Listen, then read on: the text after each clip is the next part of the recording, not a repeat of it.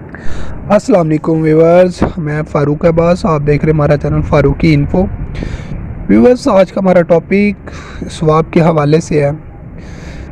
अगर कोई भाई किसी को सवाब की नीयत से या एक अच्छी बात बता देता है तो उसका सवाब क्या मिलता है, हम इस वीडियो के अंदर बताएंगे आपको। अगर इससे पहले हमारे चैनल पर नए हैं तो चैनल को ज़रूर सब्सक्राइब कर लें। व्यूअर्स, एक बार हज़रत मूसा अलैहिस्सलाम ने अल्लाह ताला की बारगाह में अर्ज़ की, है अल्लाह, जो इंसान अपने भाई को नेकी का हुक्म दे और बुराई से रोके उसकी जज़ा क्या है।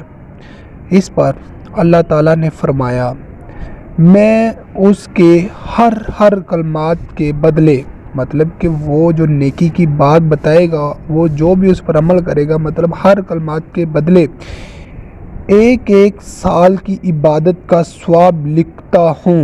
सुभान अल्लाह। और उसे जहन्नम की सज़ा देने में मुझे हया आती है। अल्लाह ताला फरमा रहे हैं कि अगर एक भाई अपने दूसरे भाई को अच्छाई की बात बताता है और बुराई से रोकता है तो अल्लाह पाक एक एक साल की इबादत का सवाब लिखता है, ठीक है। और उसको जहन्नम की जो सज़ा देने में अल्लाह पाक फरमा रहे हैं मुझे हया आती है।